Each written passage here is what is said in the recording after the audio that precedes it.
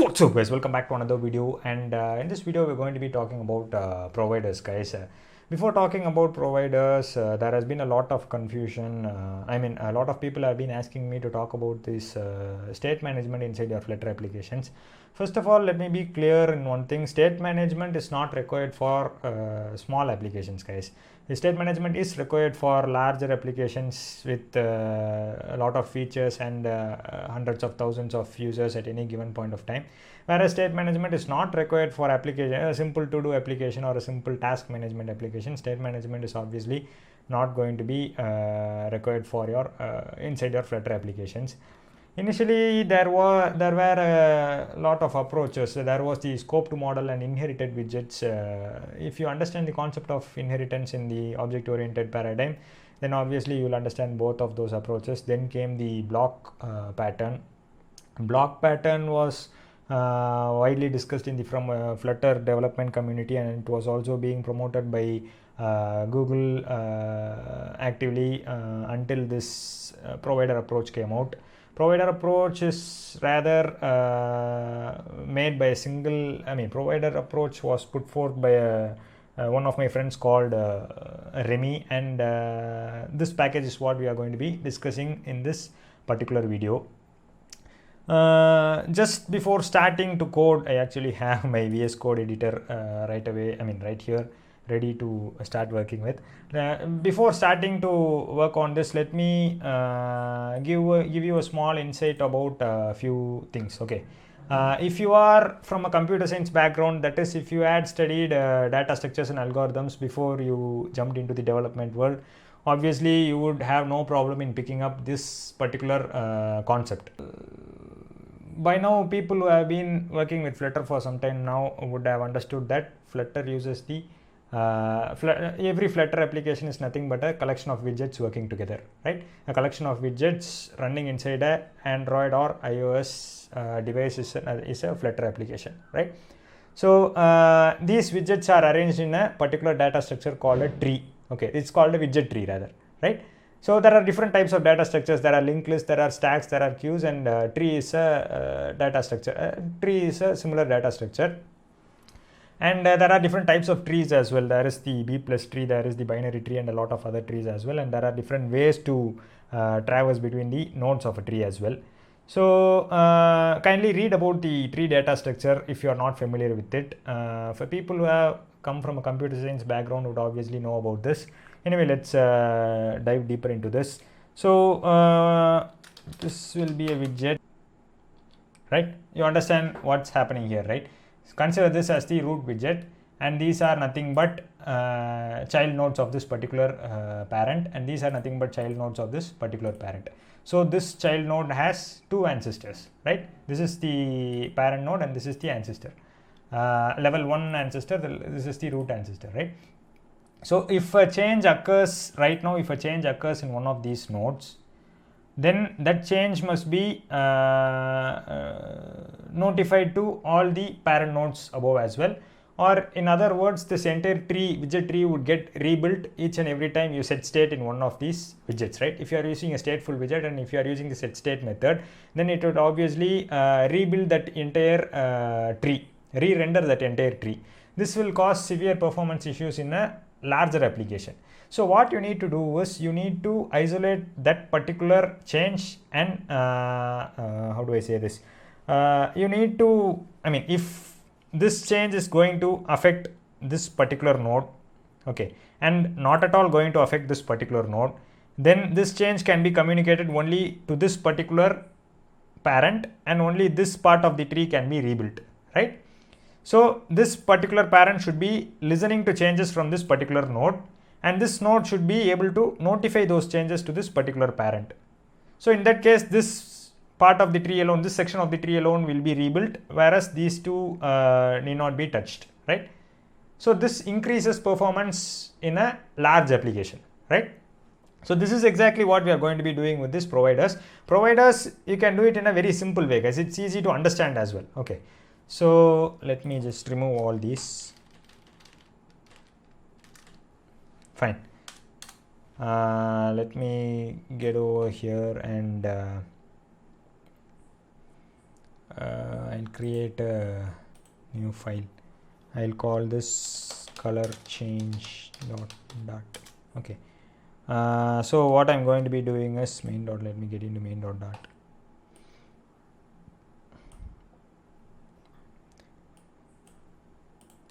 In here I'll simply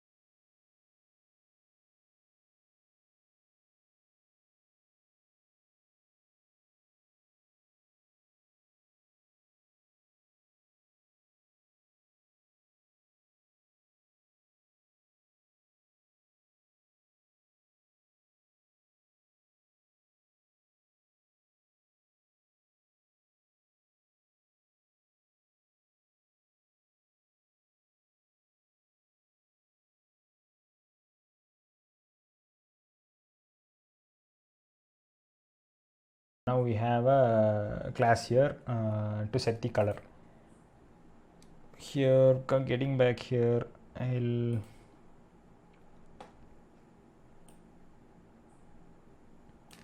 save this and then I'll have another file. We need to provide an option where we can change the color of this particular container, right? So I'll have another file called options page dot.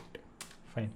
And inside the options page dot I'll give the user some options.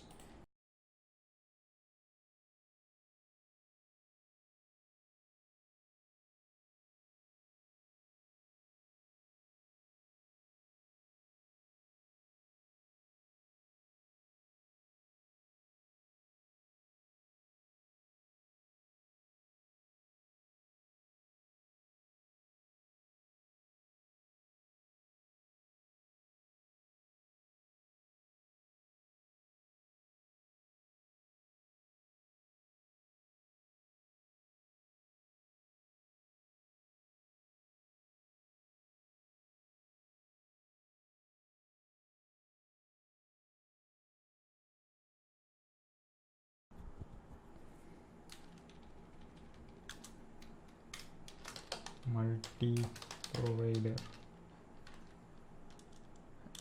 Oh, sorry. Inside that I can providers. This will be a list, right? And the provider that we'll be making use of is there are lots of providers. We'll be using a change notifier provider. So change notifier. Let me see how it's used. All right. Now that I have this provider change notifier provider here, I can simply use this, right?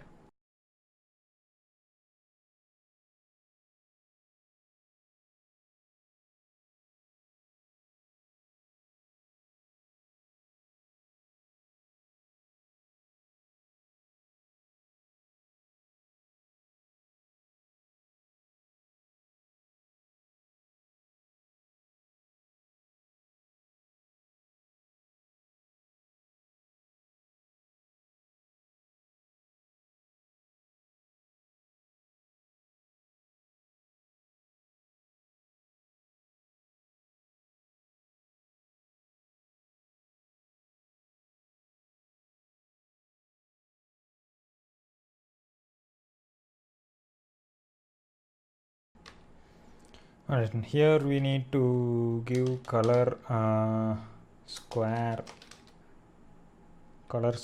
dot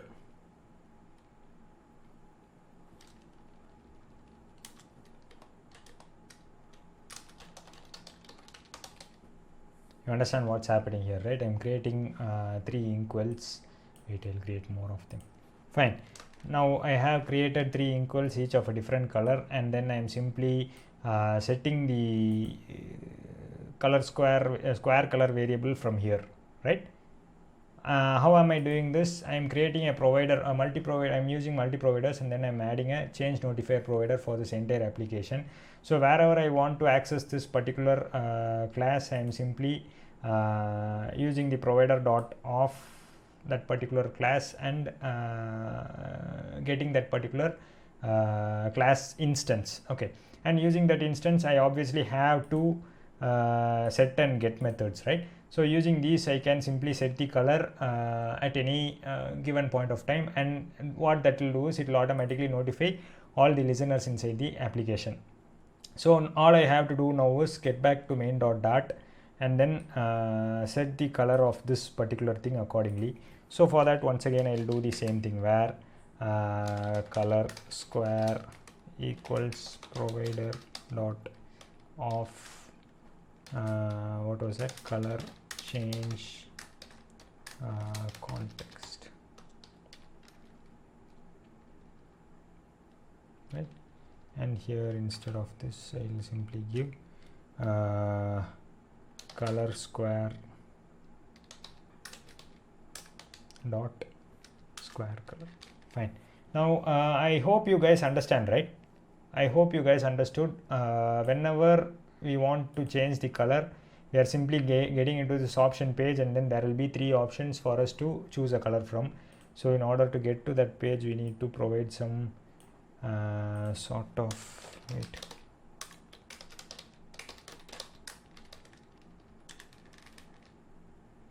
fine. Now we have a button on the app bar that will take us to the option page where we can select a color, and once you select a color, it will automatically set that color here, which means, and it will not only set that color here, it will not notify all the listeners as well.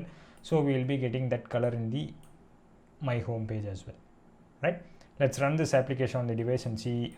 I hope I haven't confused you guys. Let's run this and now you will understand it in a better way. Alright guys, now you can see that we have a square at the middle with the green color, right? Because initially the color is, as we saw here, the color is green. Now let's try to tap on this menu. We are automatically taken to a new page where we have this 3 options, option page. Now obviously I didn't change it for the blue, it seems.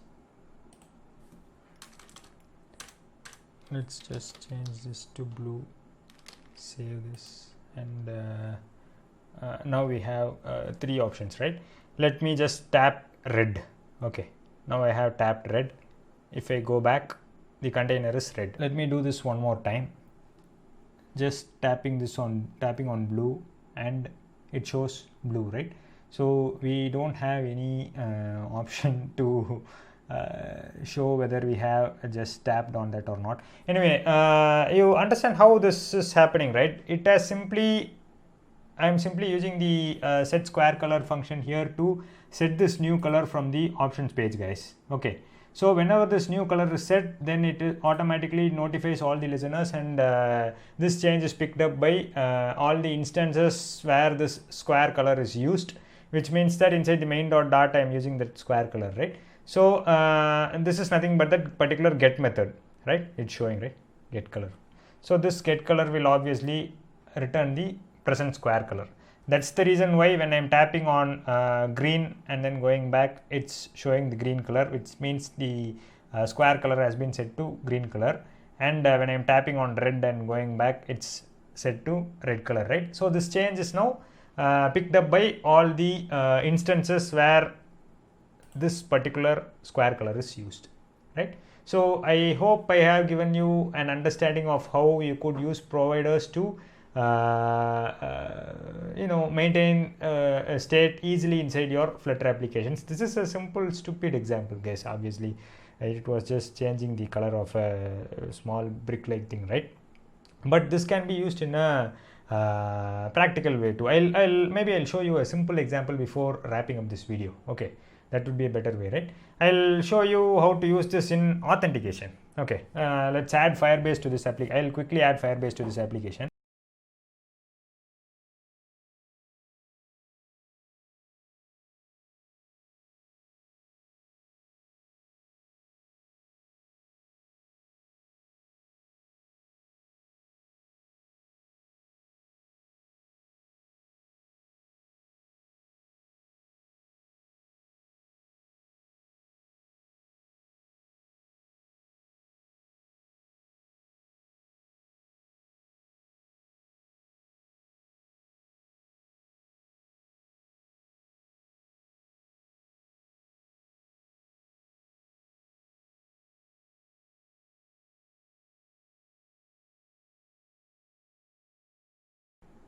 Fine. Now I have added Firebase to my application, right? I'll get into pubspec.yaml and install the dependency Firebase _auth, right? I'll simply save this and it will automatically get the plugin for me. No issues on that. Now I'll add another file. This file is nothing but home page. This is what we are going to be using as the home page now, right? Homepage.dart. What happened?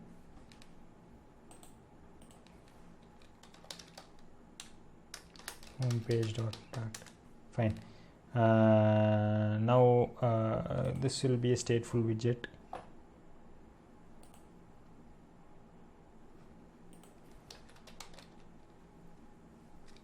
This can be a stateless widget, right? Since you are going to be using providers.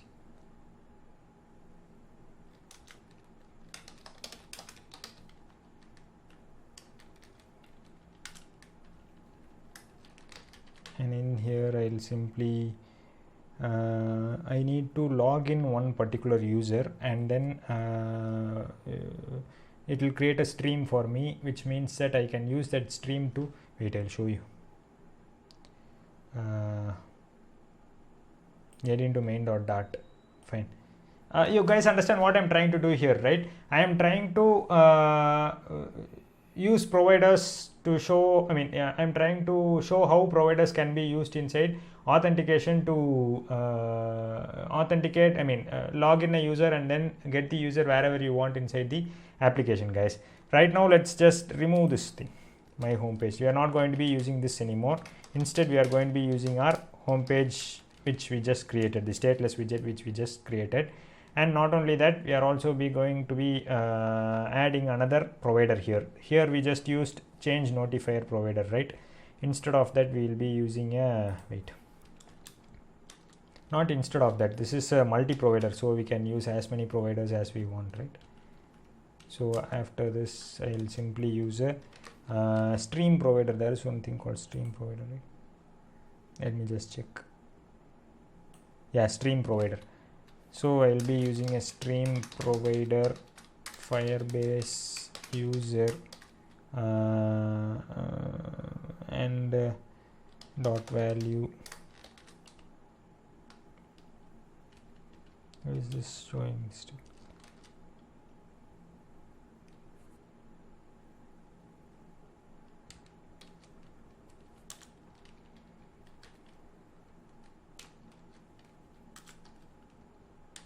Value. Inside this, I'll simply give value. This will be a stream Firebase auth.instance dot on auth state change. This is a stream. So whenever the user logs in or logs out, I'll be receiving the event in the providers array, which providers list, which I'll be using throughout this application, right? Right now, we are not going to be making use of this change notify provider at all. We are just focusing on this stream provider, and this is the home page that we are not going to be loading. This has nothing to do with our application anymore. Inside the home page, what I'll do is I just need to get that particular user, right? So what I'll do is I'll simply do where current user equals provider dot off Firebase user context, sorry, of this particular context, right? That's it, guys. Very easy, right? All you need to do is this to get the currently logged in user, or to check whether the user is currently logged in. If the user is currently logged in, then obviously you can get the currently logged in user from this one line of code. That's it, right? It makes it rather easy, right? So now all I have to do is I'll just return a scaffold. This will simply make me display widgets based on, wait, I'll show you. This is just extra sugar stuff that I'm adding so that the example looks a little bit better. That's it. Nothing fancy in this.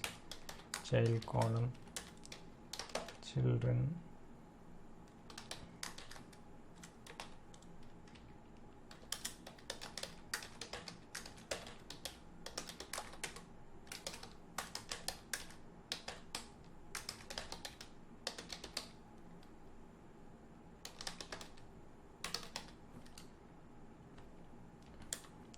inside this children.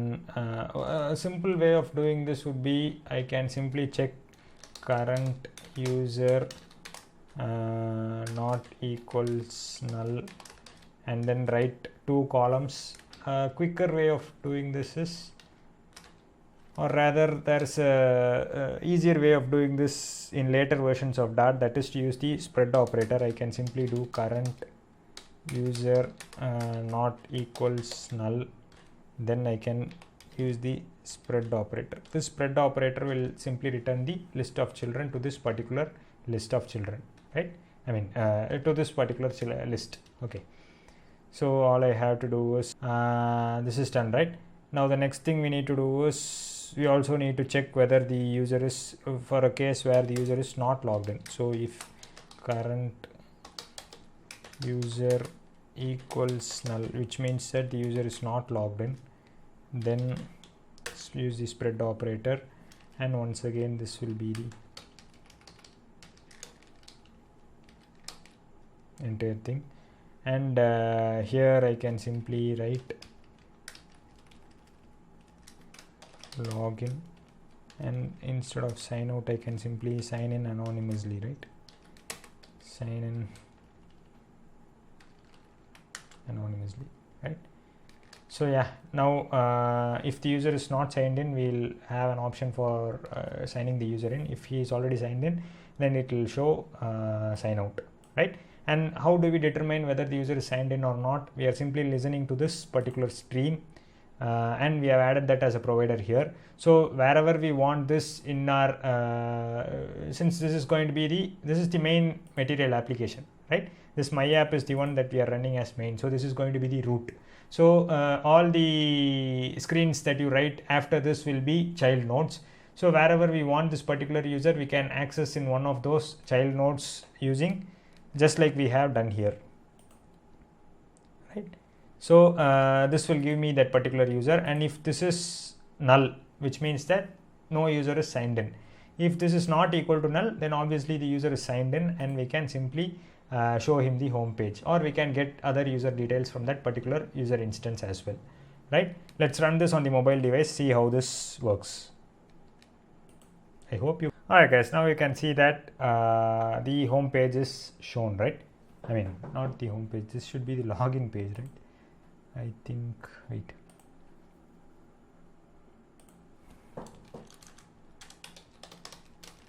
Alright guys, now you can see that the login page and the login button is shown. Before logging in, kindly ensure that in the sign in method you have enabled the anonymous login provider, and then get back to the application. Now if we tap on login, it will automatically log us in, and once it logs in, this will be picked up by the listener here, and this will be provided to our application, right? So this will automatically be provided here, and the current user will be not null now. So it will automatically take us to the home page and show the sign out button. Let's see if that happens. I'm just tapping on login. Cool, right? Now we are shown the home page and the sign out button, right? Which means that this particular user, this anonymous user, has logged in now, and you can see that it's showing notifying ID token listeners about user, right?